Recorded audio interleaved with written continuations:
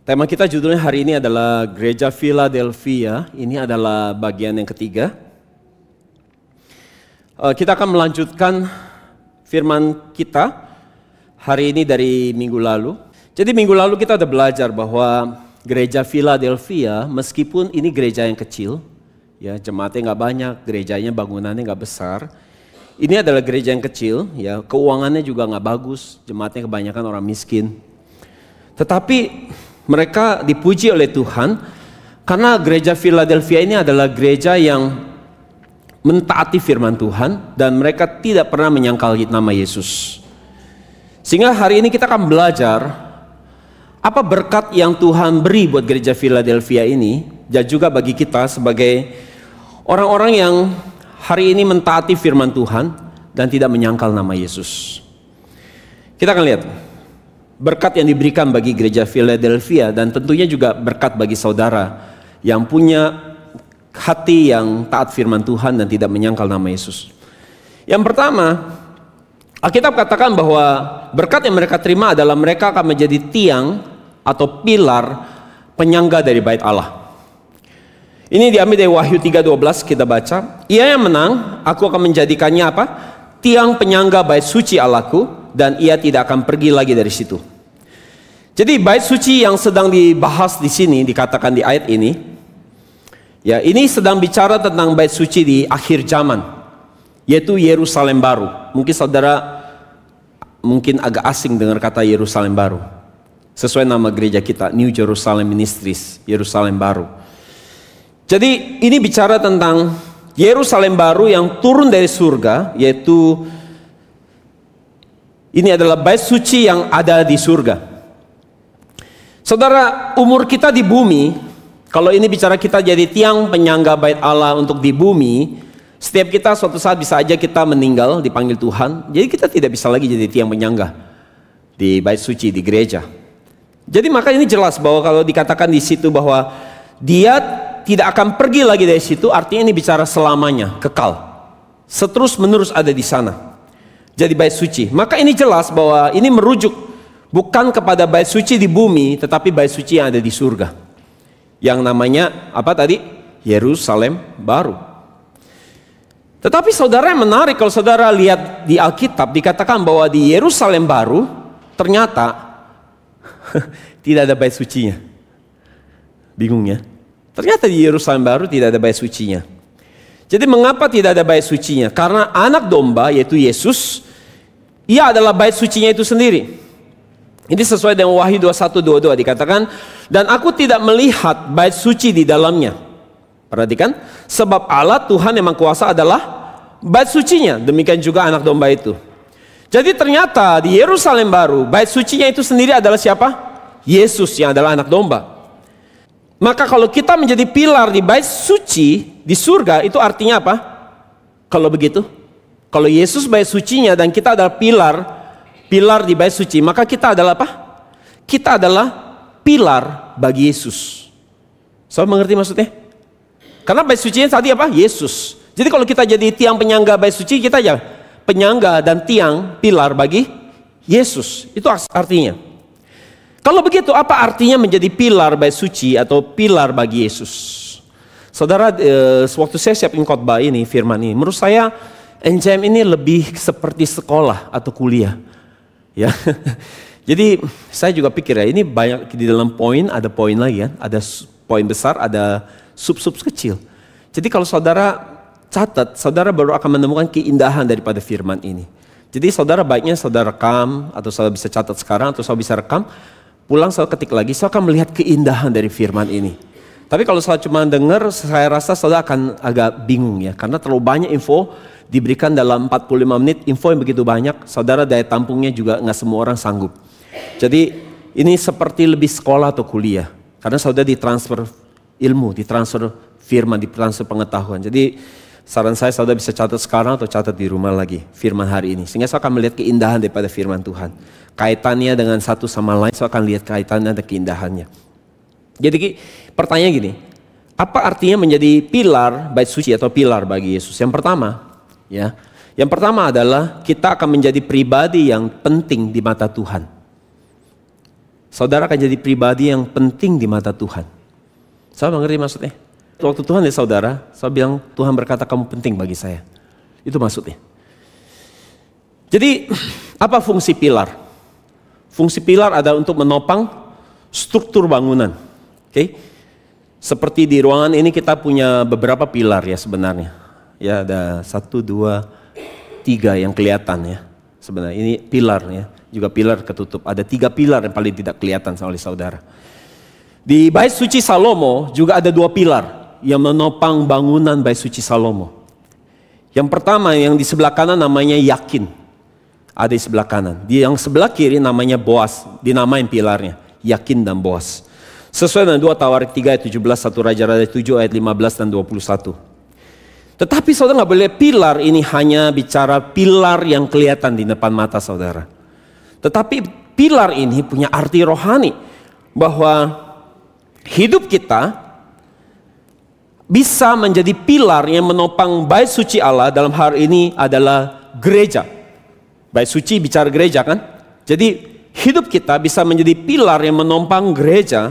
Ataupun hidup kita juga bisa menjadi pribadi yang bukan menopang gereja, tapi menjadi pribadi yang negatif adalah merusak gereja, merusak tubuh Kristus. Di Alkitab Perjanjian Baru ada 3 orang yang jelas-jelas dikatakan mereka adalah pilar yang penting bagi gereja. Siapa saja mereka? Galatia 2 ayat 9 kita baca. Dan setelah melihat kasih karunia yang bicara Paulus. Dan setelah melihat kasih karunia yang dianugerahkan kepadaku, maka siapa? Yakobus, Kefas atau Petrus, dan Yohanes yang dipandang sebagai soko guru, terjemahan NASB pilar. Pilar. Ya, tiang penyangga. Bahwa 3 orang ini, Yakobus, Petrus, dan Yohanes adalah tiang penyangga bagi gereja. Dan tentunya Paulus yang menuliskan ini, yang sedang berbicara, dia juga menjadi tiang penyangga bagi gereja. Jadi 3 orang ini adalah orang-orang yang penting di zaman era gereja mula-mula. Sebagai orang-orang yang membangun, merintis, mengembangkan gereja. Menjadi orang-orang penting untuk perkembangan gereja. 3 orang ini yang menopang. Seperti pilar menahan bangunan. Demikian pula Paulus, dia adalah pilar bagi perintisan gereja Tuhan bagi orang non-Yahudi. Jadi saudara, maka hari ini kita harus menjadi orang-orang yang penting bagi gereja. Yaitu orang-orang yang berdiri bagi perkembangan gereja. Orang-orang yang berdiri bagi pemberitaan Injil. Bagi kemajuan gereja. Dan hari ini kita juga tahu, di tengah-tengah gereja kita hari ini, kita tahu ada pilar-pilar ya. Kalau orang ini nggak ada bisa repot gereja. So ngeri ya, ada kan?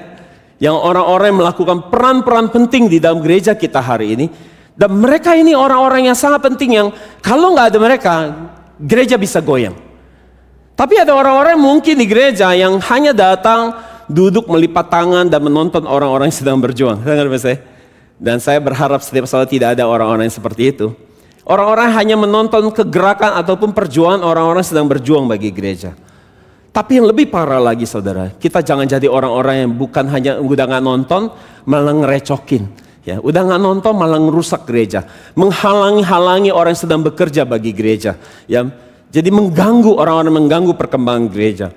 Saya ingat kalau saya belajar Bait Suci Zerubabel, ketika Bait Suci Zerubabel dibangun saudara, ada 2 kelompok orang yang mengganggu perkembangan gereja, pembangunan Bait Suci. Yang satu orang-orang di luar gereja, dan satu lagi justru orang di dalam gereja. Ini adalah orang-orang selalu mengambil posisi oposisi di dalam gereja, berseberangan dengan kepemimpinan.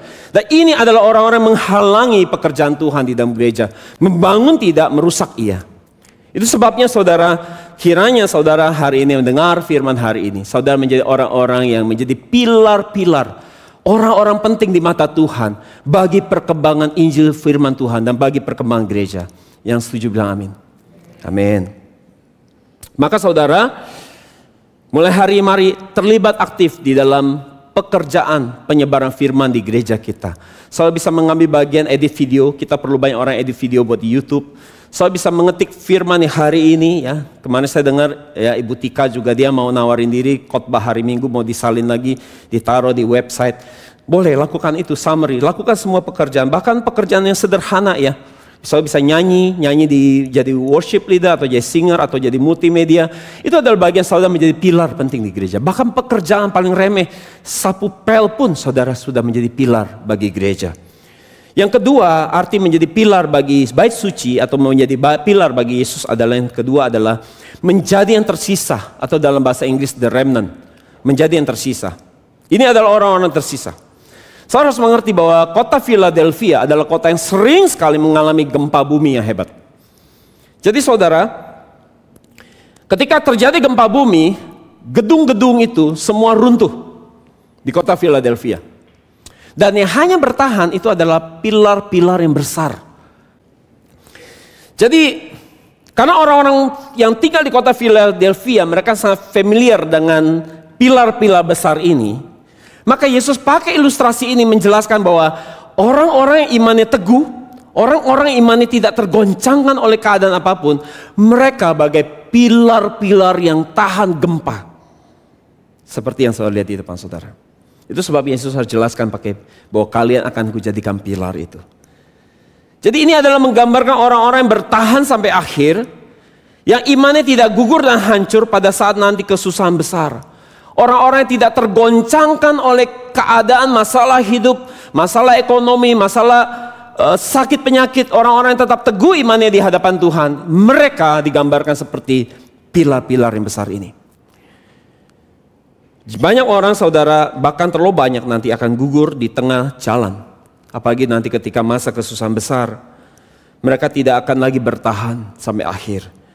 Dan mereka yang seperti ini tidak bisa dijadikan pilar bagi gereja, pilar bagi bait suci. Dan Alkitab katakan ada begitu banyak orang, tapi sedikit sekali yang bertahan. Sesuai dengan Roma 9:27 dikatakan, dan Yesaya berseru tentang Israel. Sekalipun jumlah anak Israel seperti pasir di laut, banyak sekali seperti pasir di laut. Namun hanya the remnant, hanya sisanya yang akan diselamatkan. Sedih sekali.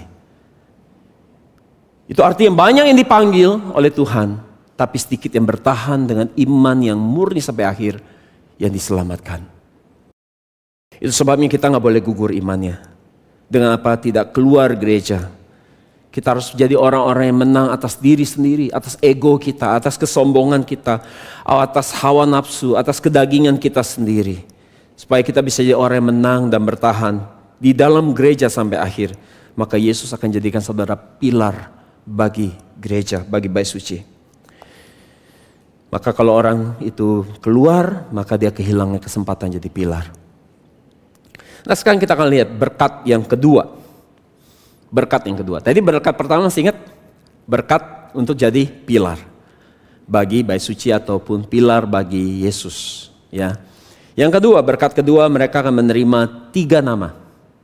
Ya, kita akan menerima 3 nama. Saya tahu itu? Saya akan terima 3 nama.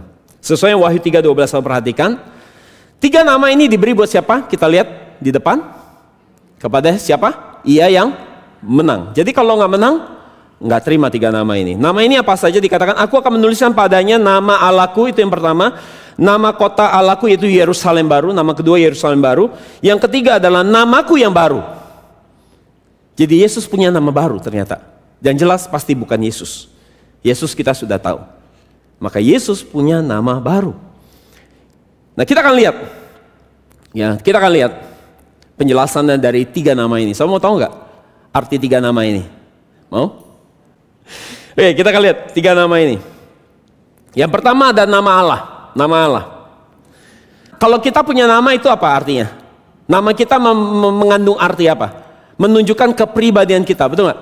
Eksistensi kita, keberadaan kita, hakikat kita.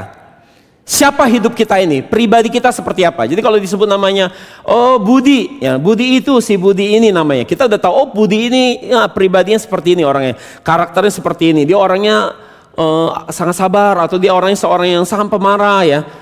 Kita tahu dari namanya, kita tahu pribadinya seperti apa. Dan nah, saudara, jika sampai nama kita ditulis, jika sampai hidup kita ditulis dengan nama Allah, itu artinya apa? Itu artinya hidup saudara ini adalah milik Allah. Katakan milik Allah. Milik Allah.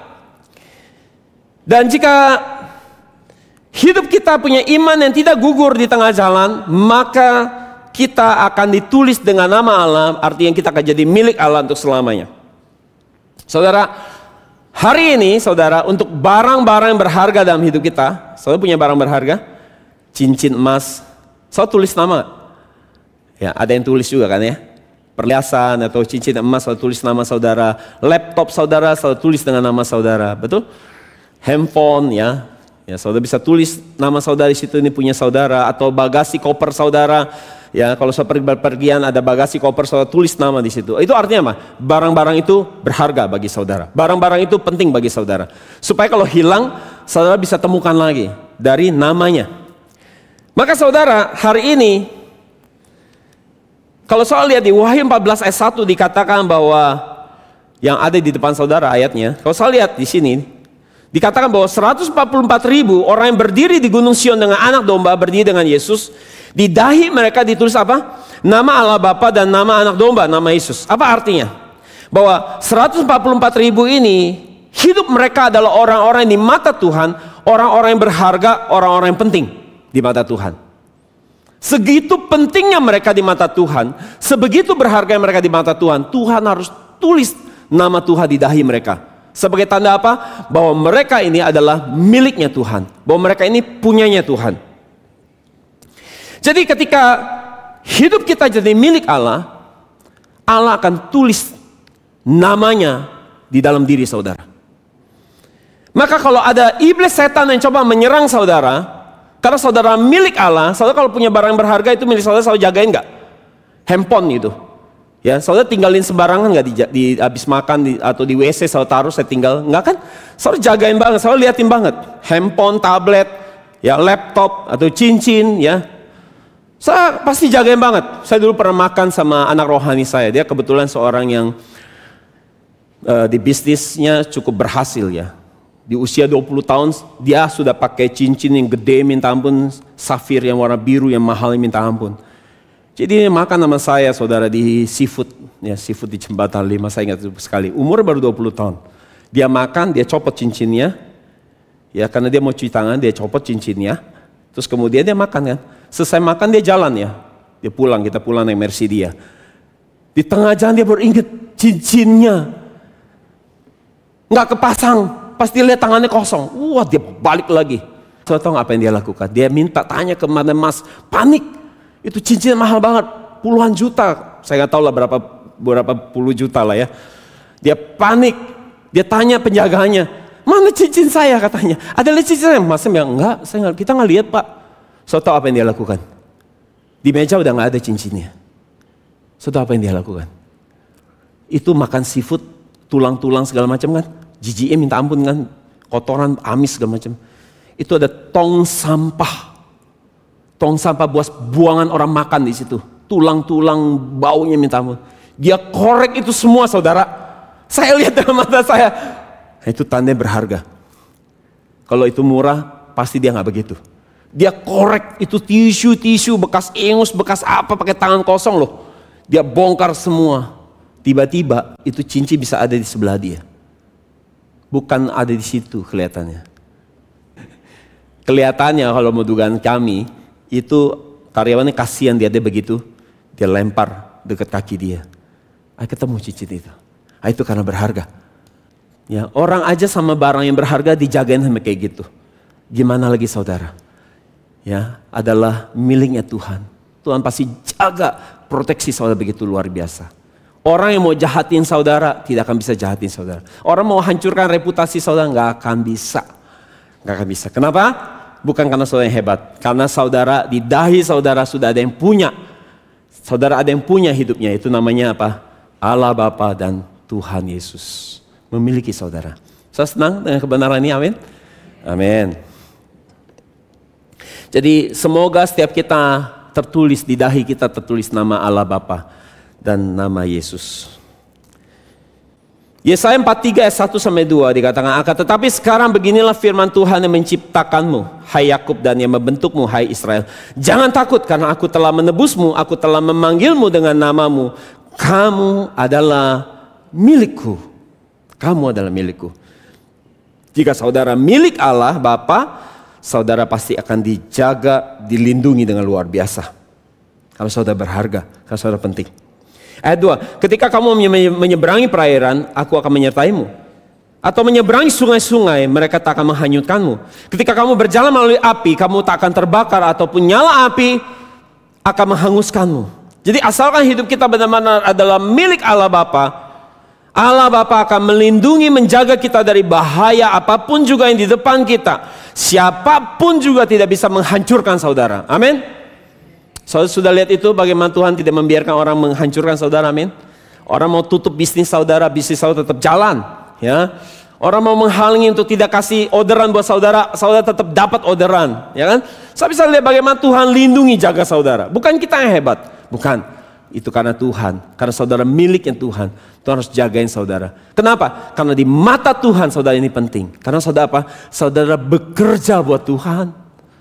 Kalau nggak bekerja enggak gitu ya. Saudara bekerja buat Tuhan sehingga Tuhan anggap saudara penting di mata Dia.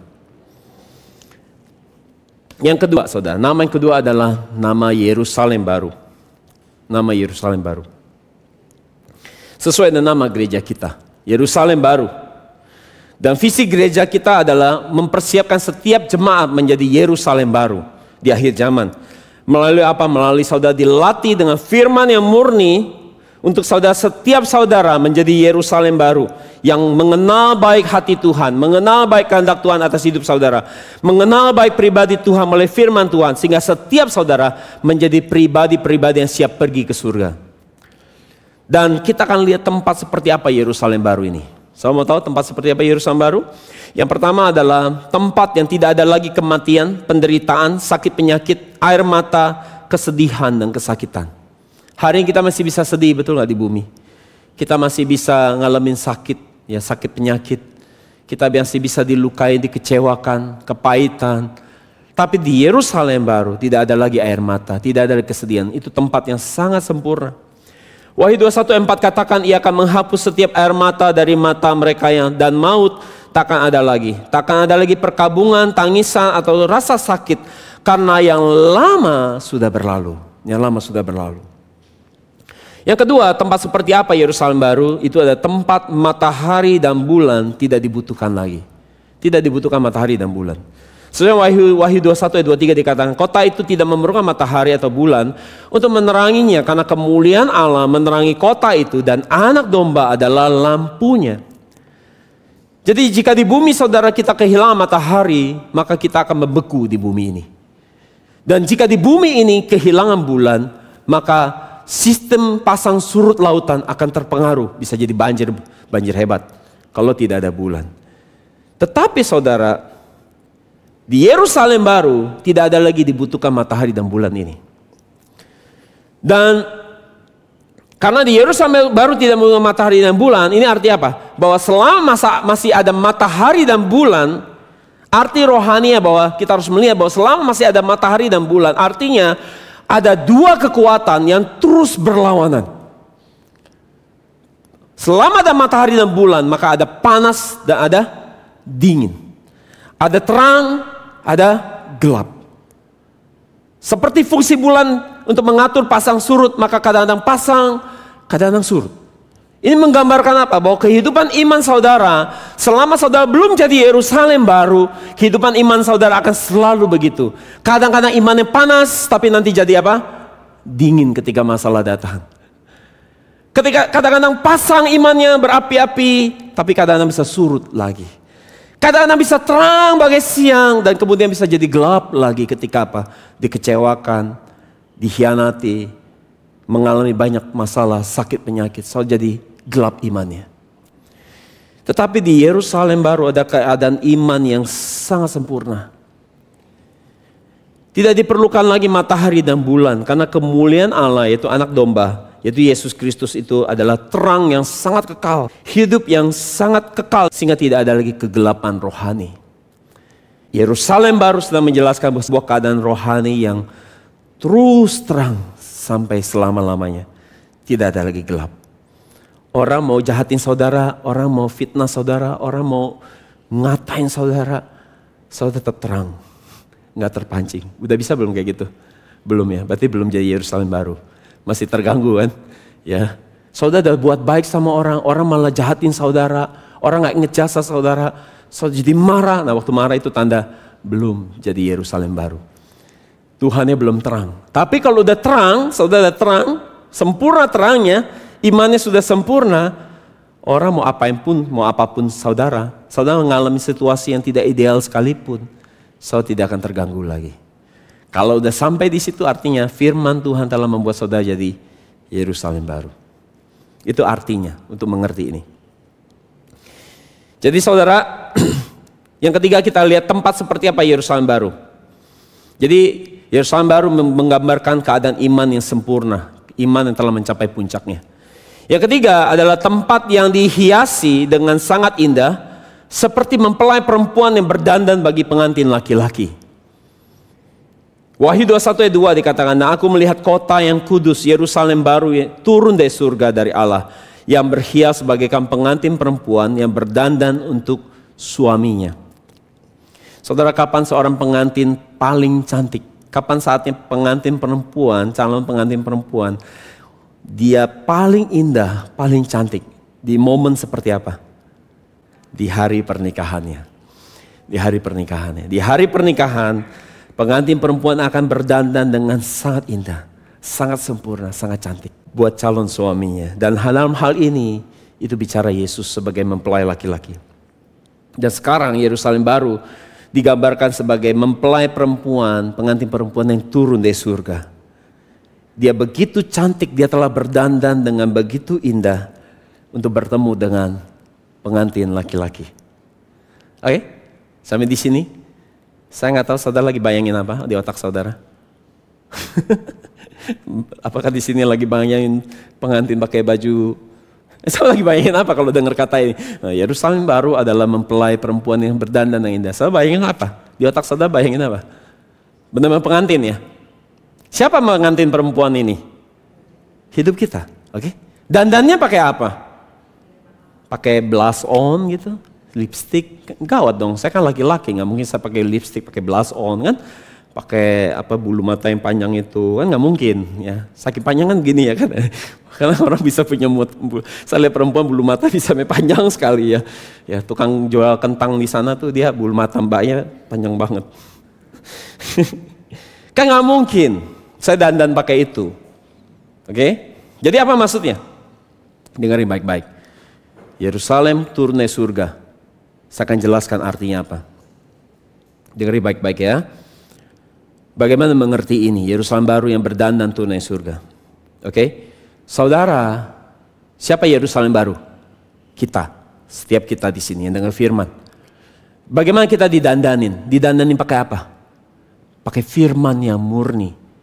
Saudara di gereja ini, saudara didandanin biar cantik. Bukan cantik lahiriah, tapi cantik, ya kalau bisa cantik lahiriah boleh juga lah. Ya. Tapi cantik rohania, batinnya, imannya. Didandanin sampai secantik mungkin. Supaya hidupnya makin hari dibentuk pakai firman, dibentuk makin hari makin mirip Tuhan. Karena tujuan hidup kita yang utama adalah hidup kita harus jadi serupa Yesus. Berarti kepribadian saudara dibikin lewat firman, dibentuk begitu rupa sampai harus mirip kayak Yesus. Amin. Dengan firman yang murni. Tapi kalau firmannya nggak murni, ajarannya nggak sehat, nggak bisa bikin saudara begitu. Ini firman yang benar-benar bisa membentuk hati saudara, karakter saudara, supaya saudara benar-benar serupa dengan Yesus. Sehingga saudara berpakaian kekudusan.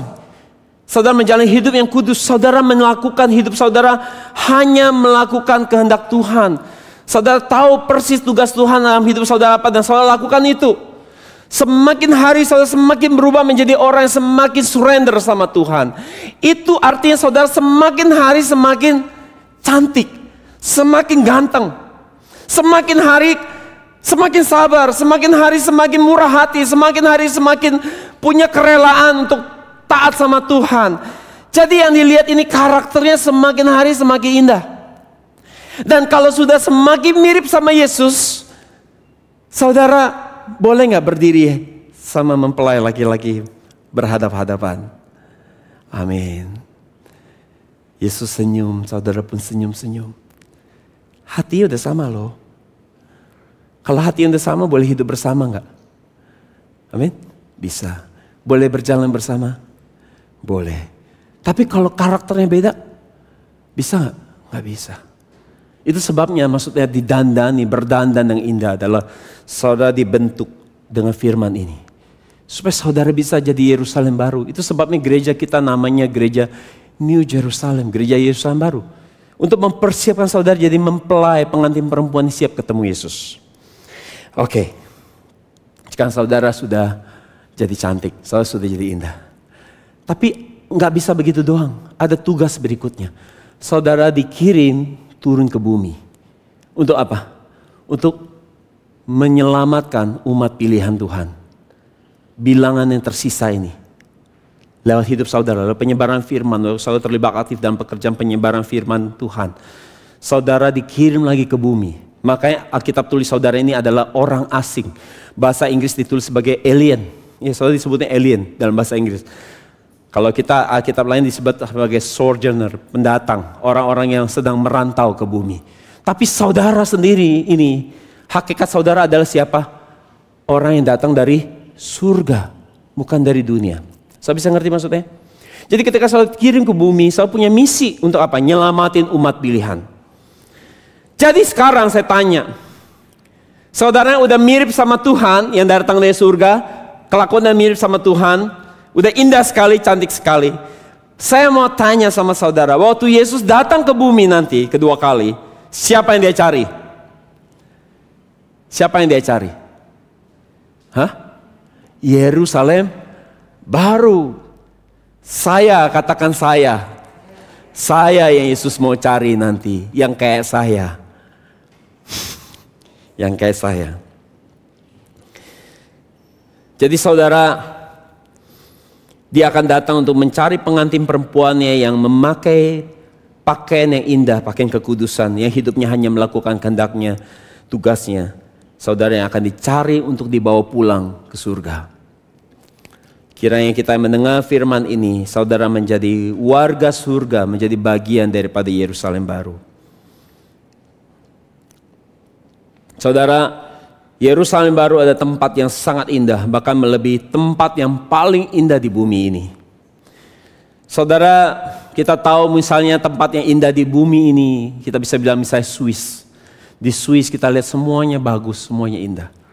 Ya, waktu saya ke Eropa, Eropa juga indah, Belanda juga indah. Waktu di Belanda saudara, saya pelayanan di Belanda saudara, foto aja saudara, nggak usah foto di tempat yang indah. Foto di parkiran mall juga indah. Karena pohonnya warnanya, daunnya warna merah semua. Kuning semua. Ada 2 pohon yang saya foto. Orang pikir saya foto di mana keren banget. Padahal saya foto di parkiran mall. Ya, cuma harus pintar ngambil angle-nya supaya nggak kelihatan mobil berjejer. Ya. Di parkir aja indah. Tapi saudara bertanya sama orang yang tinggal di Eropa. Misalnya di Swiss atau di Belanda. Lama-lama bosan nggak? Pasti bosan, pasti biasa. Udah sering lihat terus, ya biasa udah. Tapi di surga saudara, di Yerusalem baru saudara nggak akan bosan. Karena bunganya ganti-ganti warna terus. Jadi saya nggak akan pernah bosan. Saya pernah lihat aurora di video, pasti di YouTube. Ya. Karena kalau punya duit minimal saya serogel kocek 30 juta buat lihat aurora. Ya. Langitnya itu, wah ungu, hijau, ganti-ganti. Indah sekali. Lihat di YouTube nggak seru, karena saudara nggak tenggelam. Kalau datang lihat langsung kan seperti saudara tenggelam. Jangan lihat saya seperti saya udah pergi juga, belum. Saya cuma lagi bayangin aja. Ya. Dan itu untung-untungan. Waktu saya pelayanan ke Finlandia, saya nggak ada waktu. Kalau ada itu tempat aurora di situ. Sayangnya saya nggak sempat. Saya bisa lihat. Ya, itu beda lah saudara nonton YouTube sama lihat langsung, itu kayak saudara tenggelam loh. Diselimuti sama langit itu yang warna-warni. Dan menurut orang yang pernah mati suri bangkit lagi. Langit di surga itu warnanya seperti itu. Tapi dengan lebih indah lagi. Menurut saya semua keindahan di dunia ini adalah miniatur dari surga. Kenapa orang kedugem ajab-ajab lihat lampu kedap-kedip? Hah? Ajab-ajab, tahu ajab-ajab kan? Ya godek-godek di diskotik. Lampunya warna-warni. Itu sedang miniatur surga sebenarnya. Sebenarnya semua yang di dunia ini keindahan sedang menjelaskan bahwa surga akan lebih baik dari ini. Cuma manusia nggak bisa punya iman mau ke sono, nggak bisa lihat itu, jadi pegangnya bumi. Pada surga itu lebih indah. So pernah dengar lagu itu? lebih dari semua yang pernah ku rasa. Surga lebih indah. Saya pernah nyembah Tuhan di kamar saya. Surga pernah turun. Paling tidak saya rasa 2 kali turun di kamar saya. Anak rohani saya masuk ke kamar saya bilang, waktu saya masih single ya. Anak rohani saya masuk pemuridan di kamar saya. Mereka bilang, hawanya beda banget di sini. 2 kali atau 3 kali saya lupa. Indah banget. Sampai saya bilang, Tuhan saya gak mau keluar. Saya mau ada terus dalam suasana kayak gini. Tuhan bilang gak bisa. Kamu harus nginjil, sana keluar, nginjil. Apa nyanyi-nyanyi terus di sini. Pergi keluar, beritakan Injil. Itu hanya bayangan surga loh yang saya rasakan. Belum sungguh-sungguh surga. Itu sebabnya kenapa saya berani tinggalin bisnis saya. Full time buat Tuhan. Karena surga yang saya rasakan lebih indah. Jadi saudara, kalau saudara adalah warga surga, maka pasportnya saudara keluaran surga. Amin. Kalau saudara adalah warga negara surga, saudara punya pasportnya surga. Kalau saudara punya pasport surga, saudara bisa pulang gak ke rumah saudara? Itu asal negara saudara, bisa gak? Bisa. Saudara, kita punya pasport Indonesia. Ya, sayang sekali memang, sedih sekali. Ya, tapi ini kenyataan, bukan saya mau jelek-jelekin. Paspor Indonesia kita ini sangat terbatas buat pergi ke luar negeri, ke negara lain. Kalau pasportnya Singapura, pasportnya Amerika itu kuat pasportnya. Soal kemanapun mungkin bebas visa. Tapi kalau pasportnya Indonesia, waduh, agak limited. Jadi saudara mungkin berkecil hati ya, waktu antrian di imigrasi lihat paspor sebelah saudara London, Amerika, ya Indonesia. Tapi saudara ingat, saudara jangan sedih. Saudara punya paspor yang lebih keren. Paspor saudara keluaran surga. Saudara akan pergi ke tempat yang jauh lebih indah daripada semua tempat yang saudara sedang ngantri imigrasi untuk masuk ke negara mereka. Saudara punya paspor. Jadi jangan sedih kalau bilang, aduh nanti saya keburu mati, saya belum ke Afrika Selatan. Ya, anak rohani saya pernah bilang, dia udah traveling ke seluruh benua, dia bilang, Kak, dia bilang paling bagus Afrika Selatan. Mungkin saudara bilang, aku belum ke Afrika Selatan, aku belum ke Korea, aku belum ke Swiss. Nggak apa-apa. Yang penting saudara pergi ke surga. Amin. Filipi 3:20. Akan tetapi kewarganegaraan kita adalah di surga, di mana kita dengan penuh semangat menanti-nantikan juru selamat, yaitu Tuhan Yesus Kristus. Jadi saudara pegang kuat-kuat paspor saudara, jangan sampai hilang sampai saudara menantikan Yesus datang kedua kali untuk menjemput saudara. Dan ciri-ciri orang yang punya paspor surga, pasti orang yang adalah warga negara surga, mereka pasti menanti-nantikan kapan dia mau dijemput oleh Tuhan. Mereka pasti memikirkan kapan Tuhan datang. Di sini ada Ibu Tika yang kerjanya mantau terus. Dia kerjanya mantau terus. Lihat berita, udah mau datang. Nah, ini ciri-ciri orang pengen ke surga. Ya, dia pantau terus. Perang. Wah, di grup dia taruh. Wah, mulai panas nih. Wah gawat nih, udah mau kiamat nih. Nah, ciri-ciri orang mau ke surga itu dia akan pantau kiamat itu kapan datang. Itu artinya dia akan siap-siap terus, ya kan? Jadi memikirkan kapan Tuhan datang, dia mempersiapkan diri yang baik supaya ketika Tuhan jemput, kita sedang berdandan pakai kekudusan. Semoga waktu Tuhan Yesus datang kedua kali, saudara sedang ngepel gereja. Semoga waktu Tuhan lagi datang, saudara lagi beritain Injil. Semoga waktu Tuhan datang, saudara lagi edit video NJM. Semoga waktu Tuhan datang saudara lagi nyatet khotbah NJM. Semoga waktu Tuhan datang saudara jadi singer. Semoga waktu Tuhan datang saudara lagi banyak memberikan uang bagi Tuhan.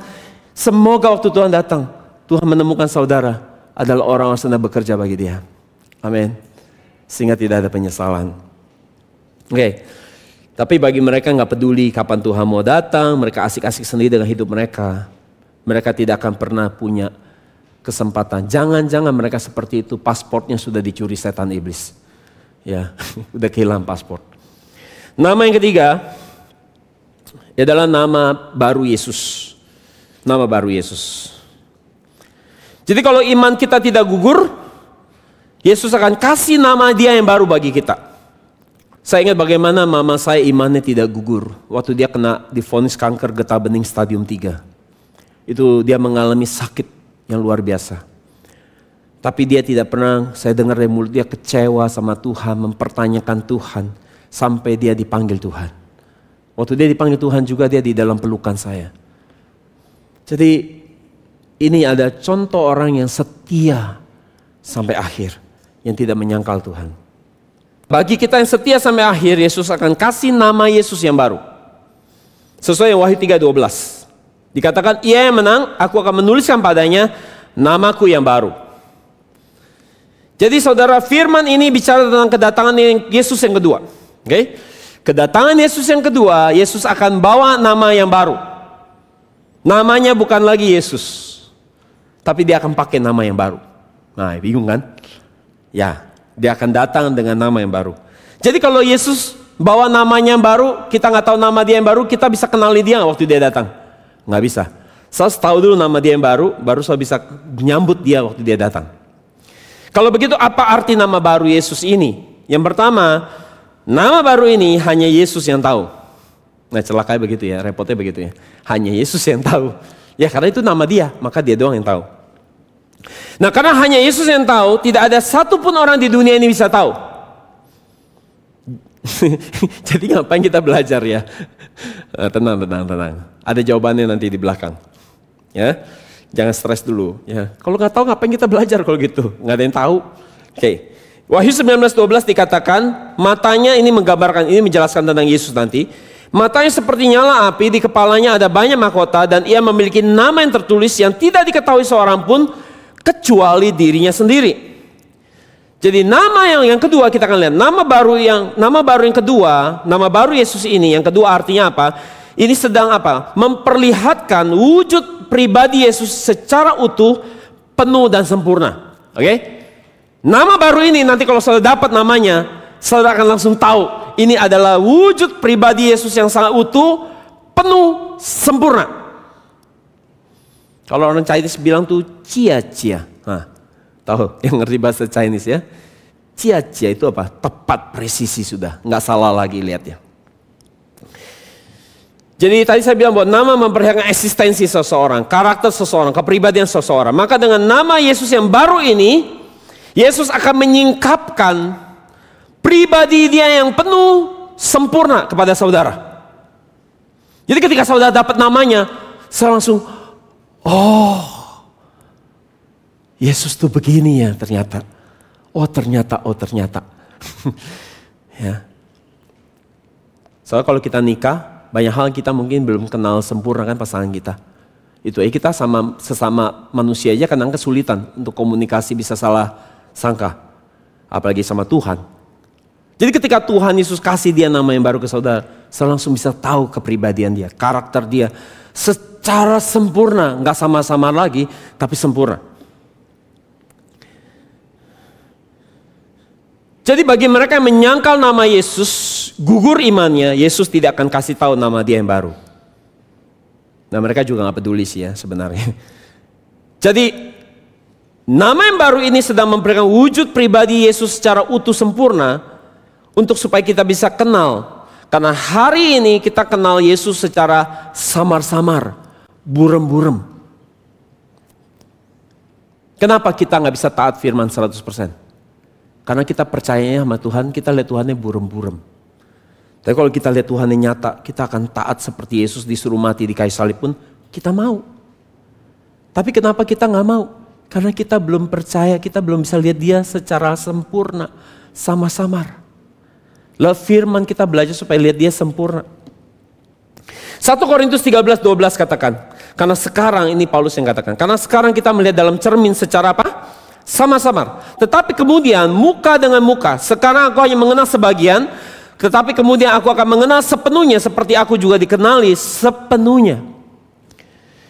Jadi kalau orang tidak pernah peduli seperti apa pribadi Yesus, nggak pernah mau belajar Alkitab buat kenal pribadi Yesus, tidak ada ketertarikan buat bertemu dengan Yesus, maka Yesus tidak akan memperkenalkan pribadinya secara penuh, utuh dan sempurna. Dan Paulus katakan sekarang aku kenal dia sebagian. Ini dahsyat juga sih Paulus ya, karena dia kan udah ketemu Tuhan di surga tingkat ketiga, udah muka-memuka. Tapi dia bilang gitu, sekarang aku kenal dia sebagian, nanti aku akan kenal dia secara sepenuhnya sempurna, seperti aku dikenal. Jadi saudara, akan ada hari di mana kita akan lihat Tuhan secara utuh, penuh. Penuh itu artinya benar-benar gak ada lagi yang miss. Ya. Kita seringkali salah sangka sama Tuhan kan. Kita ngalamin masalah, kita bilang, Tuhan kalau Engkau ada, kenapa aku harus ngalamin ini? Itu artinya kita belum punya pengenalan yang baik kan? Betul. Tapi nanti gak ada lagi miss seperti ini. Dan sempurna. Ketika Yesus kasih tahu nama Dia yang baru. Wahyu 22:4 katakan, mereka akan melihat wajahnya dan namanya akan ditulis pada dahi mereka. Dari ayat ini kita bisa lihat bahwa ternyata dengan kita bisa melihat wajah Yesus dengan jelas, itu ada hubungannya dengan kita terima nama Yesus di dahi kita. Jadi asal kita bisa lihat Tuhan dengan jelas, kita bisa terima nama baru itu. Soalnya bisa ngikutin maksudnya? Sekarang bisa lihat Tuhan jelas gak? Belum ya. Makanya belum dikasih. Tapi kalau udah bisa lihat gimana? Soalnya terima nama baru itu. Bisa ngerti maksudnya? Bisa ngerti maksudnya? Keder? Saya ulang. Kalau saudara bisa lihat Tuhan jelas, saudara akan terima nama baru itu. Oke? Sekarang udah bisa lihat Tuhan jelas belum? Belum. Itu sebabnya belum terima nama baru. Tapi kalau udah bisa lihat Tuhan yang jelas, saya akan dikasih tahu nama baru itu. Maka yang ketiga kita akan lihat rahasianya. Ya. Alkitab kata nggak ada yang tahu. Kecuali Tuhan yang tahu nama baru. Betul nggak? Tapi kita punya kisi-kisi. Kita punya bocoran. Ini yang saya janjikan. Saudara punya kisi-kisi. Kisi-kisi apa? Yang ketiga. Bahwa nama baru Yesus ini adalah nama yang diberikan melalui kayu salib.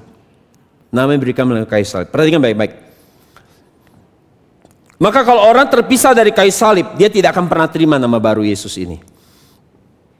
Jadi Yesus, kalau kita lihat Filipi 2 ayat 8-9 dikatakan, dalam keadaannya sebagai manusia yang merendahkan dirinya dengan taat sampai mati, bahkan mati di atas kayu salib.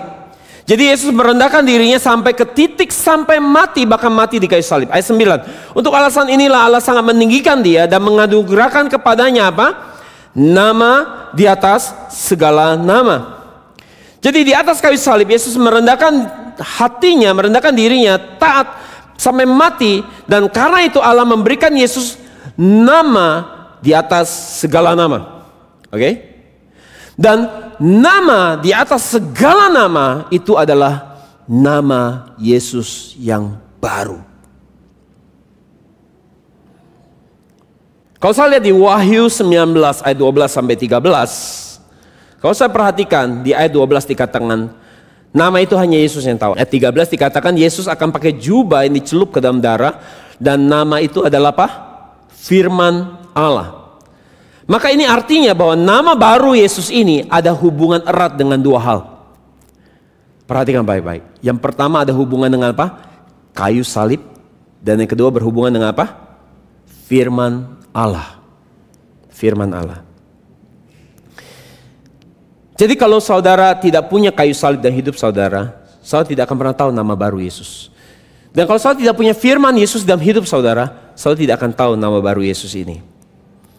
Jadi hanya mereka yang benar-benar percaya kayu salib dan firman Yesus akan terima nama baru Yesus ini. Karena sampai hari ini masih ada orang, bahkan ahli teologi pun bisa berkata bahwa mereka tidak percaya bahwa Yesus benar-benar disalib. Dan banyak lagi orang di luar sana juga tidak percaya bahwa Yesus benar-benar disalib.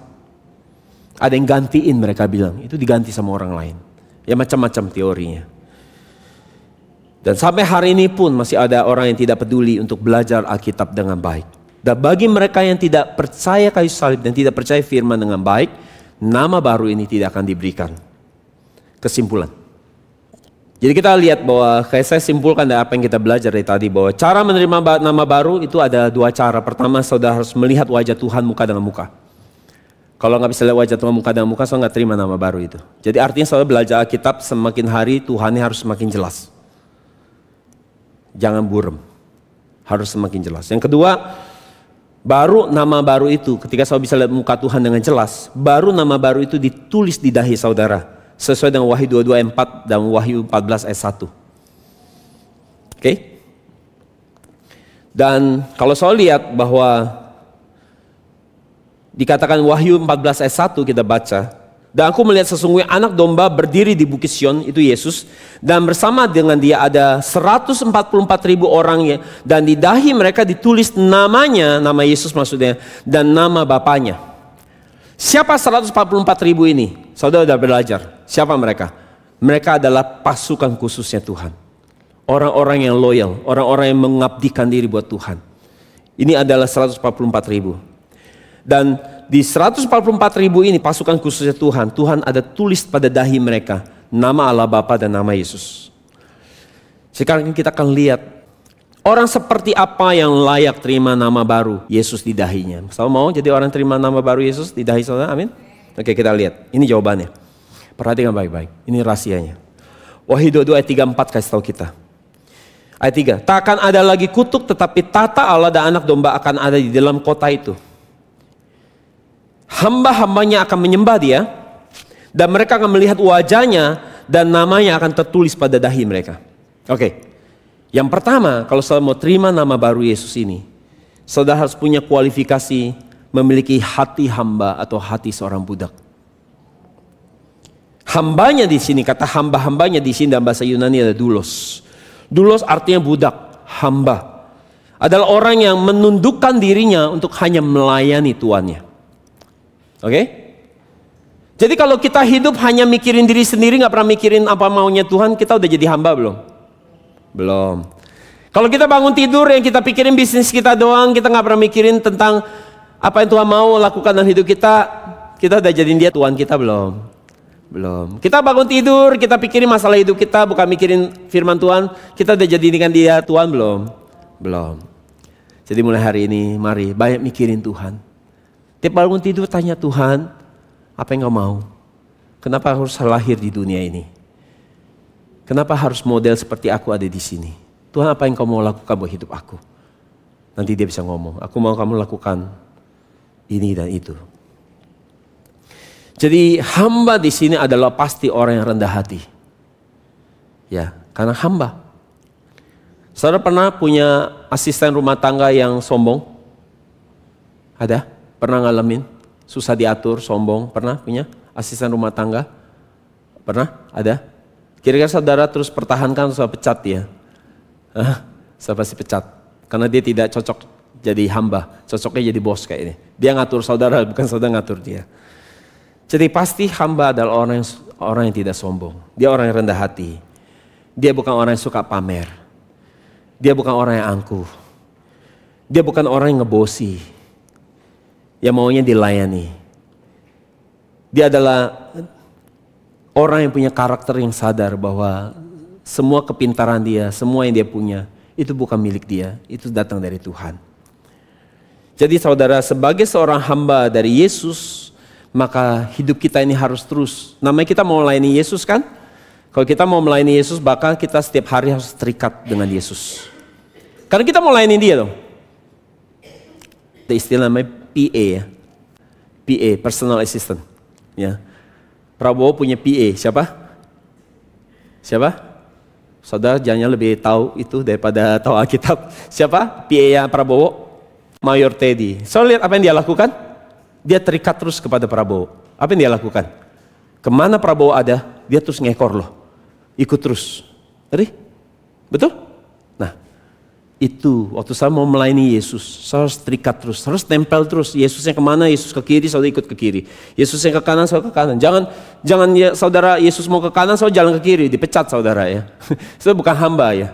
Yesus lagi butuh apa nih? Lagi keringetan, saudara siapin tisu. Ya kan, seperti itu kan?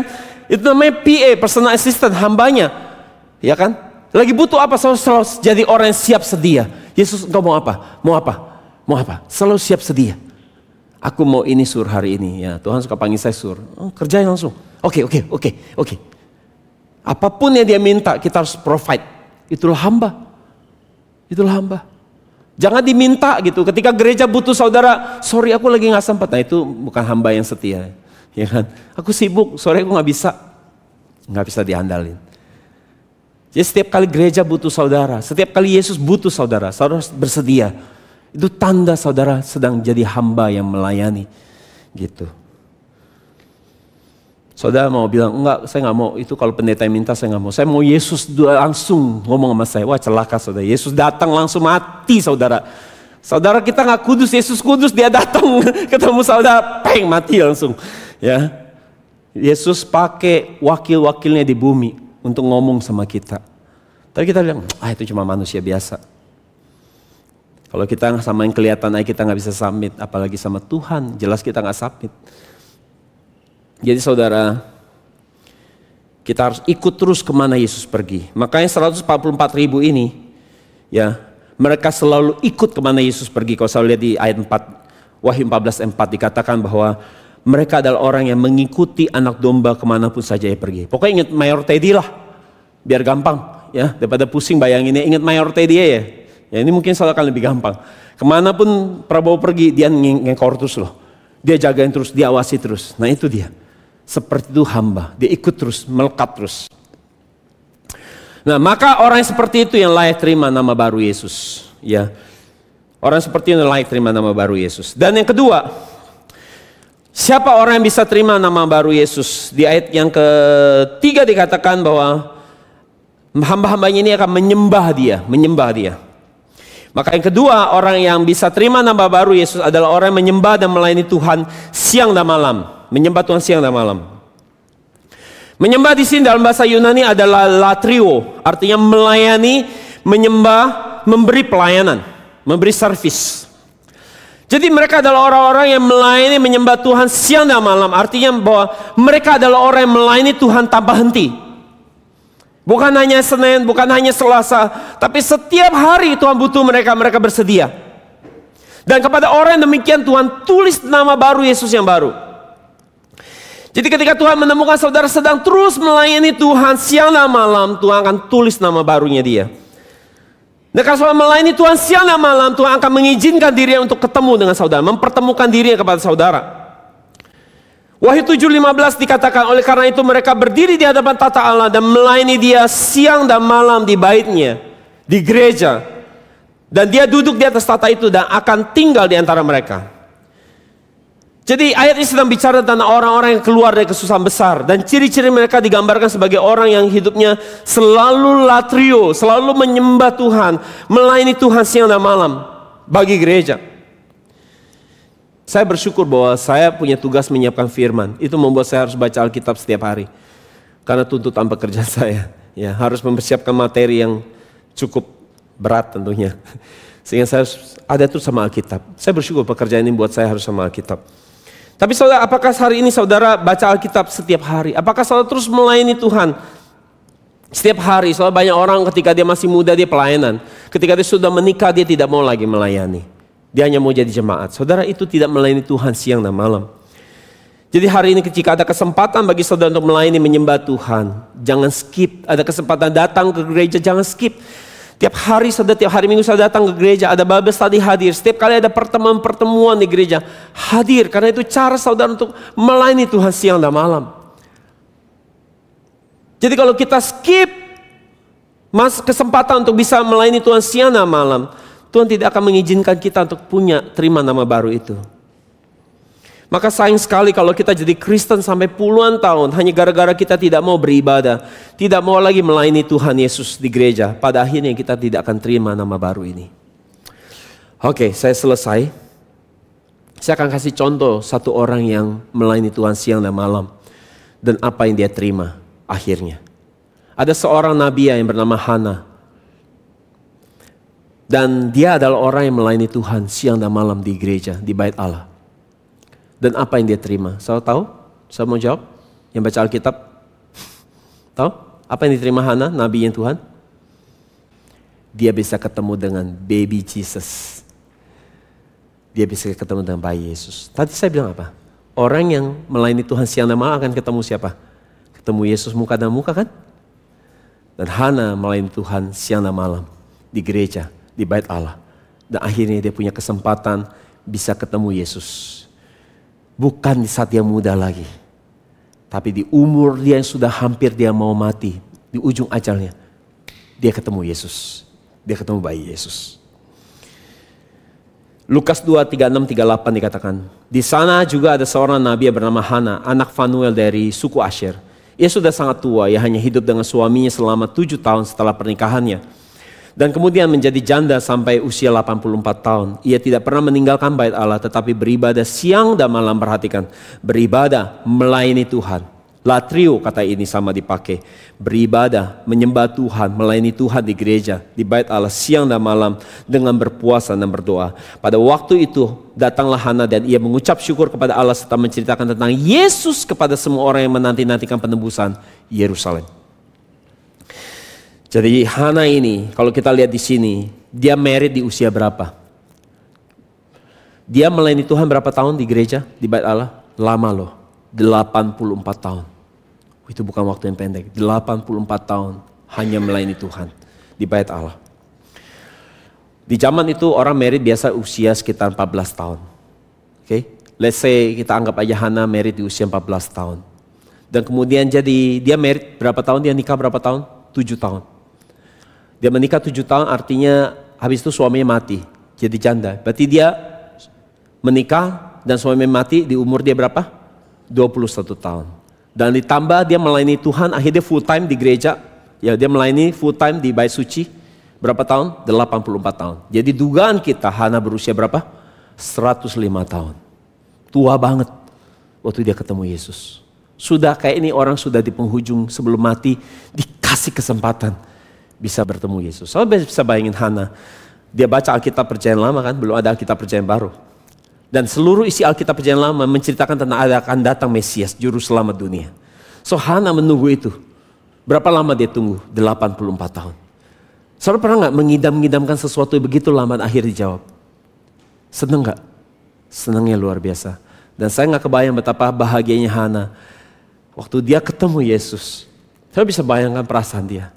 Sebelum saya mati, saya dikasih kesempatan. Ini orang saya layani. Ini pribadi yang selalu saya layani 84 tahun. Seperti pacar yang merindukan untuk ketemu. Terus mungkin dia bisa pikir mungkin bukan di zaman saya. Mungkin saya keburu mati. Saya gak akan ketemu Mesias akan datang. Seperti janji di Alkitab Perjanjian Lama. Seperti yang ditulis di firman Tuhan.